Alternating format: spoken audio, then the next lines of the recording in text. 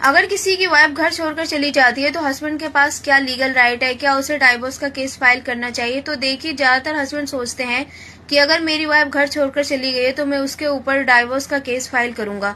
तो देखिए, मैं बताना चाहती हूँ कि अगर आप फर्स्ट स्टेप उठाते हैं और डायरेक्ट डाइवोर्स का केस फाइल करते हैं तो आपको अपनी वाइफ को मेंटेनेंस चार्जेस भी ज्यादा देने पड़ेंगे और लिटिगेशन चार्जेस भी देने पड़ेंगे, और जो आपकी वाइफ एडवोकेट हायर करेगी उसके चार्जेस भी आपको ही देने पड़ेंगे। तो देखिए, इसलिए सबसे पहले आप ये अवॉइड करें कि आपको डाइवोर्स का केस फाइल करना है या नहीं। और अगर आपकी वाइफ घर छोड़कर चली गई है तो आपको सबसे पहला स्टेप ये उठाना है कि आप सेक्शन 9 का लीगल नोटिस भेजें। एक बार भेजे, 2 बार भेजे, 3 बार भेजे, जब तक भेजते रहे जब तक आपकी वाइफ वो लीगल नोटिस रिसीव नहीं कर लेती। और अगर वो लीगल नोटिस रिसीव कर लेती है और 15 दिन के अंदर अगर वो नोटिस का कोई रिप्लाई नहीं आता है तो आप उसके ऊपर सेक्शन 9 का केस फाइल कर सकते हैं और कोर्ट में जाकर जज साहब को बता सकते हैं कि मैंने इसे इतनी बार नोटिस भेजा पर ये कोर्ट में आने से मना करती है। फिर कोर्ट उसको नोटिस भेजेगा और कोर्ट उसे बुलाएगा और फिर उससे पूछेगा कि आप क्यों नहीं आना चाहती है, क्या रीजन है, किस वजह से नहीं आना चाहती है। अगर आपने डाइवोर्स का केस फाइल कर दिया है तो आपको लिटिगेशन चार्जेस भी देने पड़ेंगे और आपको मेंटेनेंस चार्जेस भी ज्यादा देने पड़ेंगे। इसलिए आपको सबसे पहले सेक्शन 9 फाइल करना है, क्योंकि अगर आपने डायरेक्ट डाइवोर्स का केस फाइल कर दिया तो आपकी वाइफ आउट ऑफ कंट्रोल हो जाएगी और सोचेगी कि सामने वाला मुझसे डाइवोर्स मांग रहा है। तो फिर वो किसी एडवोकेट के पास जाएगी और उससे पूछेगी कि मुझे इसको फंसाना है और आप मुझे बताइए कि मैं इसके ऊपर क्या क्या केसेस लगा सकती हूँ। तो वो आपके ऊपर झूठे केसेस लगा सकती है, जैसे कि 498 का हो गया, डीबी का हो गया, मेंटेनेंस का हो गया। तो इस तरीके से वो आपके ऊपर बहुत सारे झूठे केसेस लगा सकती है।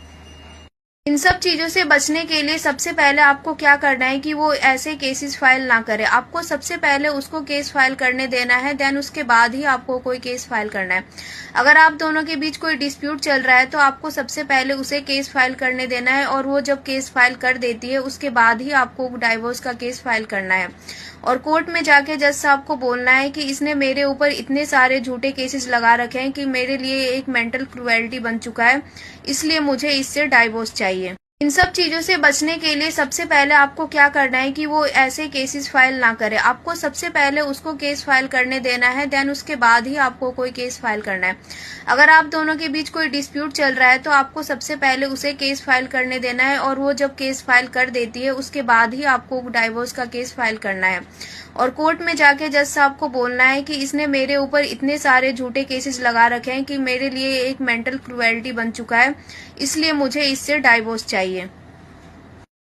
अगर आपकी वाइफ एडल्ट्री में रह रही है और आपके पास सारे एविडेंस है और ये सारी सिचुएशन फुलफिल हो रही है तो आप डायरेक्ट कोर्ट में जाके डाइवोर्स का केस फाइल कर सकते हैं।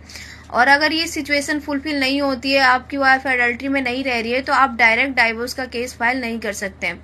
और मेरी आपसे यही रिक्वेस्ट है कि अगर आपकी वाइफ घर छोड़कर चली जाती है तो आप पहला स्टेप ना उठाएं, डायरेक्ट डाइवोर्स का केस फाइल ना करें। इसमें आपका ही नुकसान है, आपको ही मेंटेनेंस चार्जेस ज्यादा देने पड़ेंगे, लिटिगेशन के चार्जेस भी देने पड़ेंगे और आपकी वाइफ जो एडवोकेट हायर करेगी उसके भी चार्जेस आपको ही पे करने पड़ेंगे। Thank you so much. अगर आपको मेरी वीडियो अच्छी लगी हो तो लाइक करें और ऐसी ही लीगल जानकारी पाने के लिए मेरे चैनल को सब्सक्राइब करें और इंस्टाग्राम पे मुझे फॉलो करें।